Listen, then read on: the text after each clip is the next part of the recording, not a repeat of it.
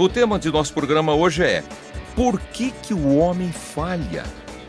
Fique conosco e você vai ficar chocado com algumas estatísticas que o nosso amigo Douglas Peck vai compartilhar daqui a instantes.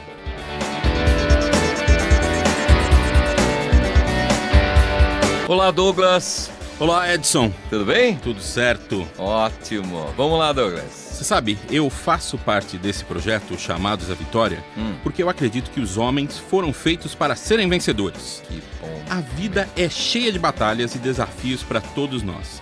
Mas você pode escolher lutar e vencer. Sim, você pode ser um vencedor. Um vencedor em algo muito mais importante do que bens materiais e dinheiro. Na verdade, algo tão caro que o dinheiro não pode comprar. Você pode conquistar a aceitação da parte de Deus. Você pode entrar em um relacionamento com Ele e aproveitar de tudo que Ele tem reservado para você.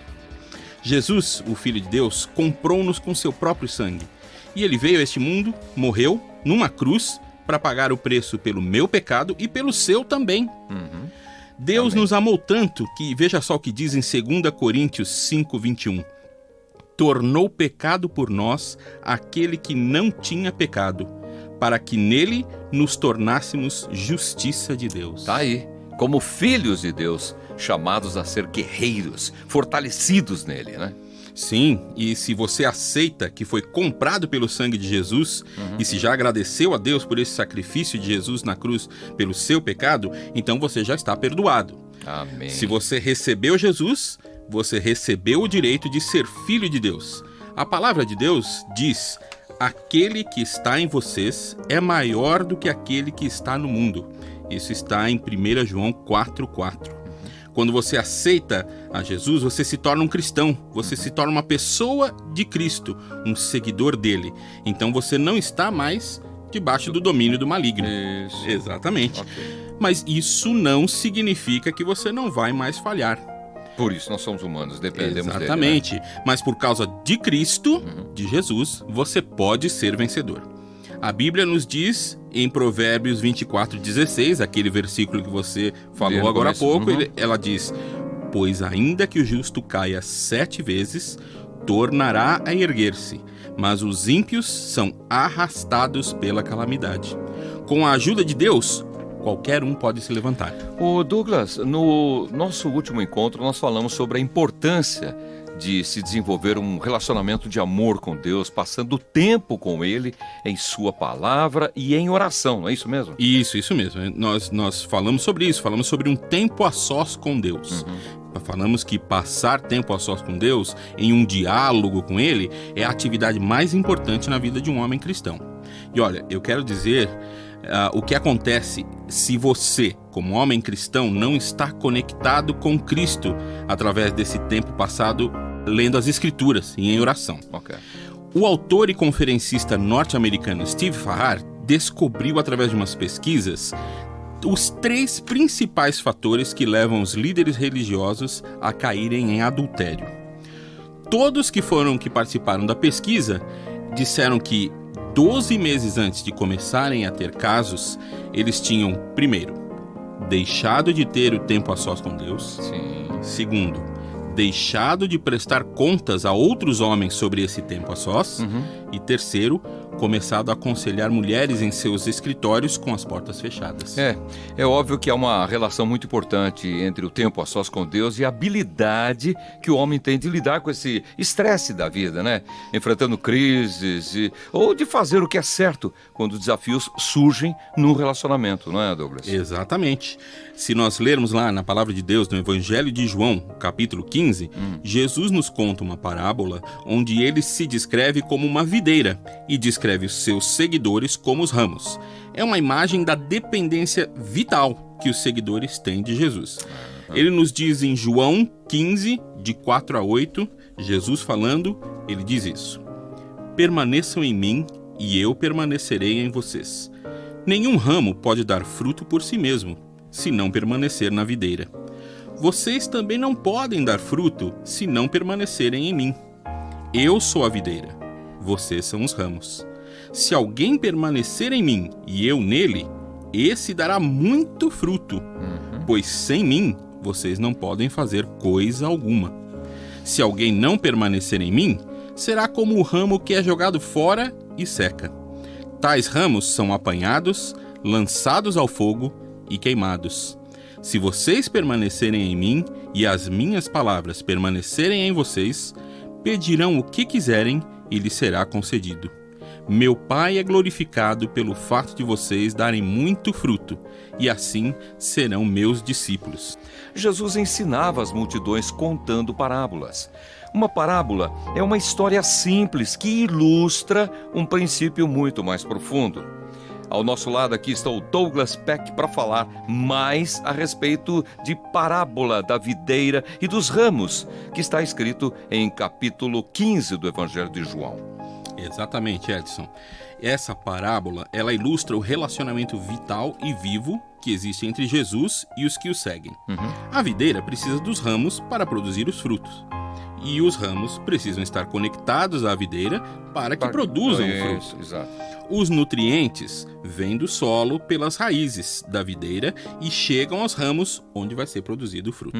Jesus disse claramente aos seus seguidores que eles precisam permanecer, ou seja, viver conectados a Ele, exatamente como os ramos estão conectados Às vezes à até videira. as pessoas acham que Deus tem que fazer tudo e não quer nem saber de Deus, né? Tem essa diferença também, né, Douglas? Tem, ele disse que nós precisamos estar conectados porque o crescimento deles e o desenvolvimento do caráter, Sim. como homens cristãos, dependem exclusivamente do relacionamento íntimo que tem com Ele. É verdade. E a Bíblia nos fala em outras passagens sobre o fruto do Espírito Santo, não é, Douglas? Sim, fala sim. É o fruto que a vida em Cristo produz quando nós estamos conectados a Ele. Perfeito. Deus quer produzir o fruto do Espírito em nós. O fruto é, assim, na verdade, o amor divino em suas múltiplas formas. É o amor, alegria, paz, paciência, amabilidade, bondade, fidelidade, mansidão e domínio próprio. Esse fruto será produzido em nossas vidas se permanecermos conectados a Jesus. Isso, bem por aí. Sabe, nós podemos impedir o crescimento do fruto do Espírito Santo quando não nos alimentamos espiritualmente e não passamos tempo com Deus. O não permanecer conectado a Cristo é também a razão pela qual muitos homens cristãos caem. Quando desobedecemos a Deus, o pecado bloqueia a passagem dos nutrientes espirituais para a nossa alma. Por isso, nós precisamos vigiar e não viver independentes de Jesus. É aquela história, né? A minha oração não passa do teto, não passa do seu pecado. Pois é. Então vamos reforçar esse ponto, Douglas. Então, se estarmos conectados a Jesus é tão vital, precisamos mesmo levar essa conexão muito a sério, não é, Douglas? E criar esse tempo a sós com Deus para desenvolver um relacionamento muito bom com Jesus. Sim, a gente precisa aprender com aqueles 2 primeiros erros mortais cometidos pelos líderes religiosos que caíram. Lembra da nossa pesquisa que nós falamos no começo? Então, todo o problema começou quando eles deixaram de lado o seu relacionamento com Jesus e negligenciaram o seu tempo a sós com Deus. Eu quero encorajar o ouvinte a aprender, a desenvolver e manter essa habilidade de ter um tempo a sós com Deus. E o meu encorajamento é que você, ouvinte, separe 15 minutos de cada dia, encontre um local tranquilo, longe das distrações, para ler a sua Bíblia. Faça perguntas sobre o tema que você leu, pense e medite sobre os versos e anote os seus pensamentos. Mas esses 15 minutos são só o início. Perfeito. Quando você vai crescendo e amadurecendo com Cristo, você vai querer passar mais tempo com Ele. É verdade. Quanto mais tempo você passa lendo a palavra e em oração, mais Deus vai poder produzir o fruto em você. Muito bem. Em nosso último programa, nós falamos sobre 3 passos em seu tempo a sós com Deus. Vamos relembrar esses pontos que você falou, esses 3 passos, Douglas? Sim. O primeiro passo é fazer perguntas sobre aquele tema que você está lendo. O segundo é encontrar o melhor, entre aspas, verso ou o melhor pensamento sobre o verso que você leu. Sim. E o terceiro passo é a comunicação com Deus em oração. Conversar com Ele sobre o que quer que seja que Ele tenha colocado no seu coração. Mas lembre-se que essas habilidades são muito importantes. Quanto mais tempo você passar na palavra de Deus, mais habilidade você terá para o seu tempo a sós com Ele. Quanto mais habilidade você tem, mais você aproveita o seu tempo a sós. A Bíblia nos diz, em Eclesiastes 10:10, que se o machado está cego e a sua lâmina não foi afiada, é preciso golpear com mais força. Agir com sabedoria assegura o sucesso. Muito bem. Então, baseado nisso, nós precisamos saber que Satanás não quer que a gente tenha um relacionamento bem-sucedido com Deus, e ele vai agir contra a gente. Com certeza. Uma das habilidades do Satanás é a persistência. Pois é. Bom, creio que muitos homens cristãos não se dão conta da guerra espiritual ao redor deles. E por isso, às vezes, são derrotados pelo inimigo. Dão brechas, né, Douglas? Isso. Sem nem mesmo perceber. É difícil desenvolver novos hábitos, eu sei, ouvinte, mas é questão de treinamento. Mesmo que muitos homens cristãos queiram ter um tempo a sós com Deus diariamente, isso muitas vezes não acontece, né? Eu já ouvi homens dizendo, olha, quando eu quero ter o meu tempo a sós com Deus, parece que o mundo desaba na minha casa. As crianças começam a chorar, o telefone não para de tocar. No começo assim não, viu? No começo assim não. Aí, sabe, a gente fica pensando em outras coisas e começa a pensar no trabalho. O diabo está sempre tentando destruir o relacionamento nosso de amor com Deus. Por isso, é tão importante encontrar um lugar tranquilo, num horário adequado, para ter o tempo a sós com Deus. O apóstolo Paulo escreve aos discípulos em Corinto, e eu vou ler na Nova Versão Internacional, em 2 Coríntios 11:3, ele diz o seguinte: o que receio e quero evitar é que, assim como a serpente enganou Eva com astúcia, a mente de vocês seja corrompida e se desvie da sua sincera e pura devoção a Cristo. O diabo vai sempre tentar impedir a sua devoção a Cristo. É isso mesmo. E outra razão pela qual homens cristãos falham em seu tempo a sós com Deus é por não terem alguém a quem prestar contas sobre sua caminhada com Cristo ou com Deus, né, Douglas? É verdade. Olha, por estarmos em guerra, estamos em guerra contra o diabo. Constante, e pelo fato de a chave para a vitória na vida cristã ser o desenvolvimento desse tempo a sós com Deus, é muito importante que a gente tenha outros homens cristãos a quem a gente presta conta sobre a nossa caminhada.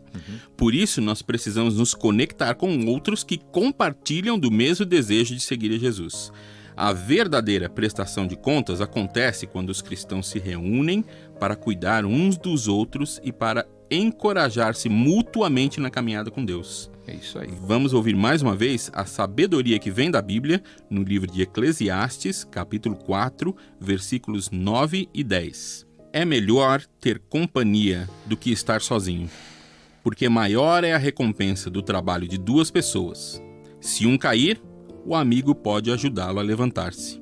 Mas pobre do homem que cai e não tem quem o ajude a levantar-se. E aí, nós também estamos à disposição do nosso ouvinte, né? Isso!